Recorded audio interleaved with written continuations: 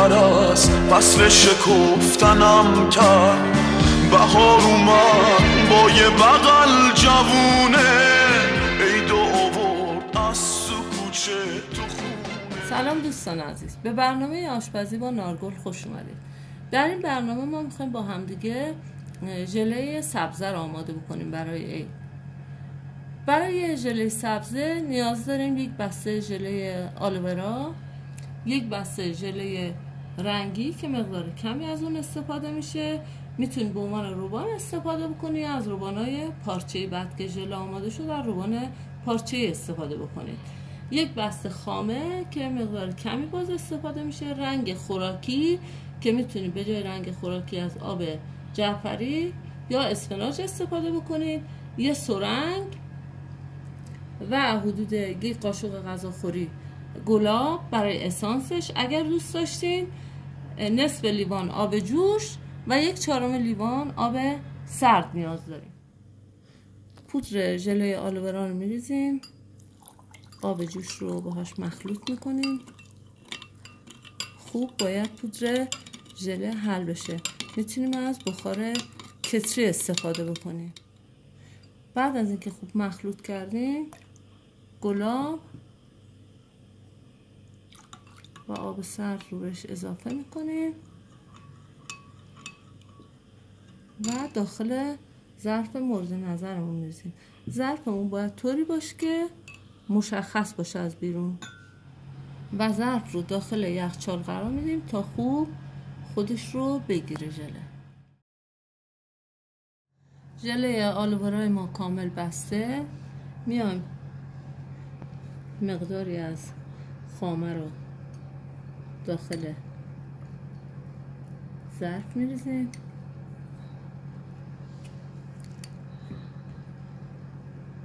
اگر دیدین خامتون سفته میتونید یکی دو قاشق چای خوری آب جوش قاطیش کنید تا رقیق تر باشه. رنگ خوراکی رو قاطیش میکنیم. هر چقدر میخواین سبز تر باشه باید رنگ بیشتر بریزید. اگر میخواین سبز کم رنگ باشه خب کمتر میریزید. خوب اینو با هم دیگه مخلوط میکنیم. وقتی رنگ خوراکی رو با خامه مخلوط کردیم و آماده شد، خامه رو داخل سرنگ میکشیم و به صورت عمود داخل ژله تزریق میکنیم. خامه رو به این شکل سرنگ رو وارد ژله میکنیم. فقط باید مواظب باشیم تا انتها نره.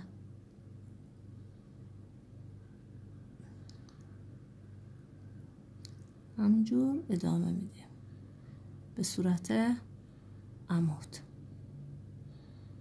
تا همه فضا پر بشه.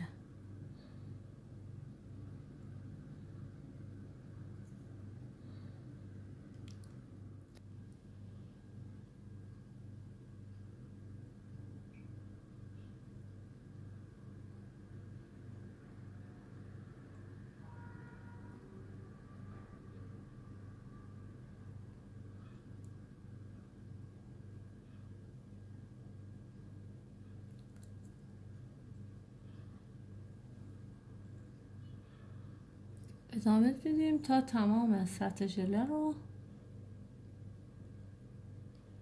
بپوشونیم از سبزه.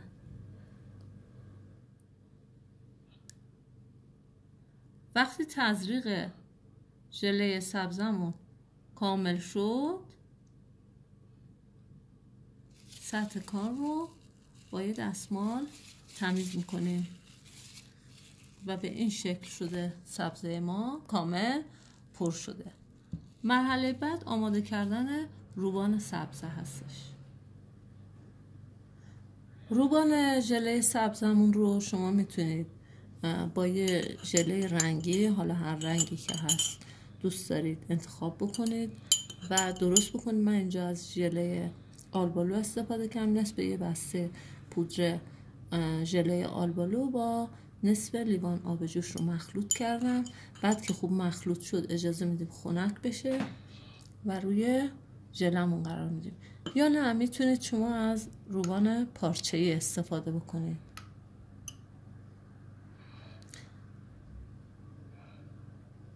به اندازه پهنای یک روغن و بعد داخل یخچال قرار میدید تا خوب خودش رو بگیره.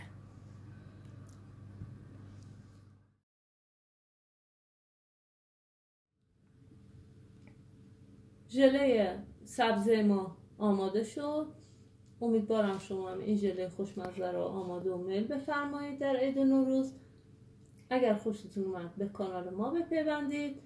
امیدوارم که سال خوب و خوشی داشته باشید. عیدتون هم مبارک. ممنون و متشکرم.